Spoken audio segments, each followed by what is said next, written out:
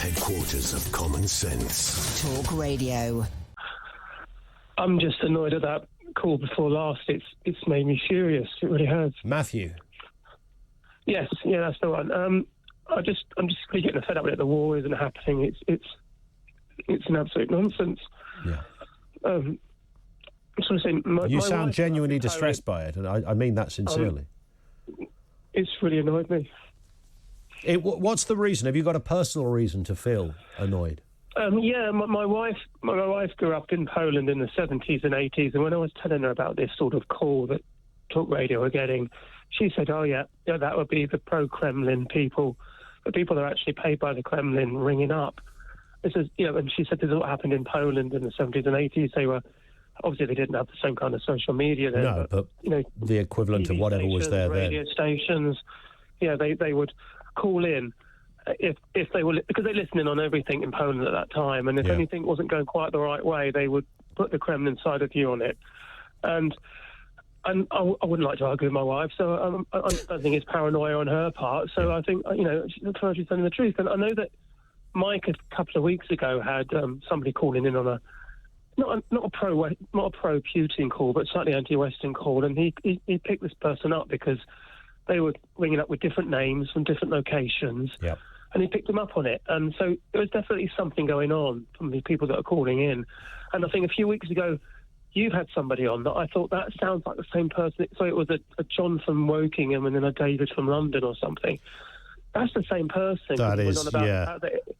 That's not unusual, I think. That is a kind of if you like, a process. At the moment. Yeah, but to say that the war isn't going on and, these pictures of children dying, it's just all made up. Yeah. Why on earth would Ukraine bomb themselves? It's so offensive.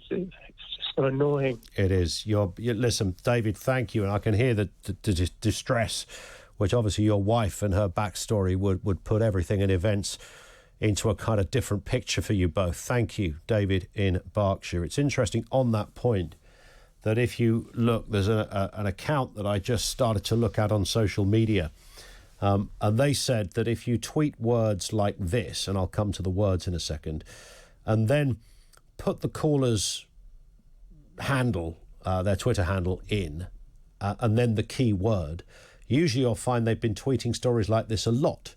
So here's one called Canadian Patriot. Same deal again.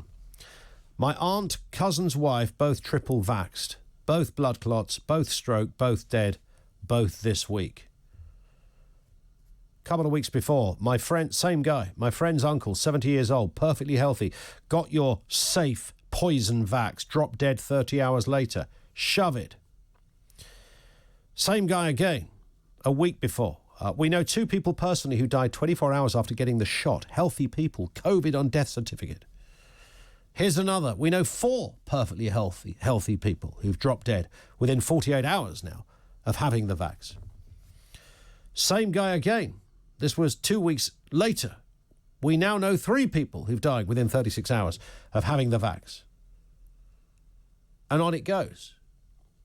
I mean, my first instinct is, whoever this guy is, don't go anywhere near him, because, people die around this fella. That's a man you don't want to know. The only common denominator here is the Canadian Patriot, right? So you will see a lot of that. And I think that's the distressing part of all of this, is we're not talking about well-researched people. We're talking about people who are seduced to want to believe a certain thing, and then will find all the things to try and fit that narrative. And what they don't find, they will make up. That seems to be the case. This is really about the wider question of Putin, or the wider issue of conspiracies, the more focused question of Putin.